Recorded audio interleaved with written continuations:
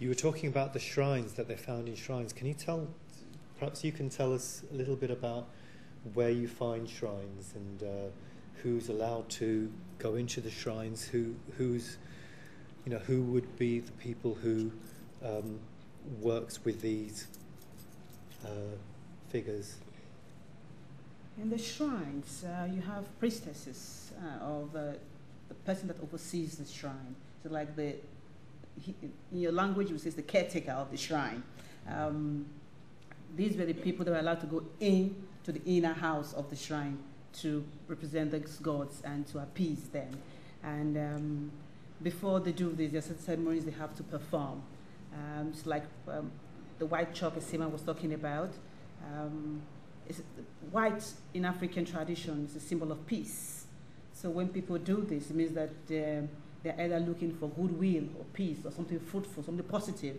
And they find this, at this time, the priestesses will color themselves in white chalks and white paints all over their body. And they do these with the symbols that represent the gods or the deities that they worship. But yes, only the priestesses were allowed into the shrines. Okay. Just to add to what she just said, if you take a good look at this carving, you'll find that this one is holding something that, like a gun here. And this one has, like a cutlass. I don't know what it's called, Like a dagger or like small sword. Yes, small sword, which is one of the, the things that these gods are associated with, that, they are warriors and they are supposed to fight and protect their people, so it's like a symbol of a warrior. Also, if you look at this female one, she's got this headgear, on her head. And you find that sometimes it's like this headgear, sometimes when they are having their ceremonial events, you find there are some of these, people who are, followers or worshippers would have like a headgear similar to what she has on her head, sometimes with fire on it, on top of it, and they dance round, with that thing on their head with the fire, burning up there, and they dance round. If you look at what she's holding a bottle of gin. Bottle of gin. You can tell from the shape of this that she's holding a bottle of gin, that gin is a very significant item in pouring libation and appeasing the gods, because usually they do not normally use colored liquid. They use something that is colorless, like water, and gin is one of such, liquids that they use in appeasing the spirit of the gods. It's just one small thing. Well, not a small thing at all. I'm interested when you talk of gods and these being symbols, because I know that you come from a Christian background at the moment, and whereas obviously within the ancestry there would have been a different system. When you talk of a number of different gods, are we talking of there still being one creator with overall for those gods, or there are actually different gods that represent different elements or different forces?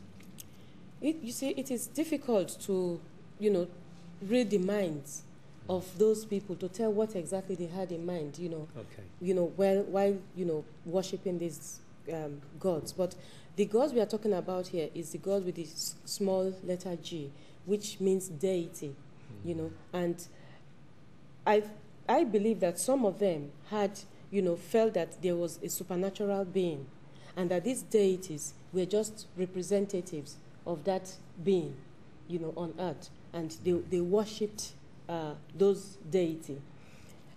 I, as a Christian, do not believe, that there are other gods or in deities and whatever, but that was part of the African traditional belief, and it was like it worked for those who believed in it, So I believe in in one God and in supreme being, but these people who worship these things believe that the spirit of deities and smaller gods lived in these symbols, and they were just representatives, really. Okay. Ebi, would you like to add anything to what's been said so far? think Esima and Ebi, they've said enough about the object. The only thing to add is the white chalk on the eye make them see more than the followers, see the other life of people that passed away. And to crown it all, this celebration, they throw wine or gin on their ancestors, throw it for their ancestors. This represents make women felt more on the land when they celebrate it every year.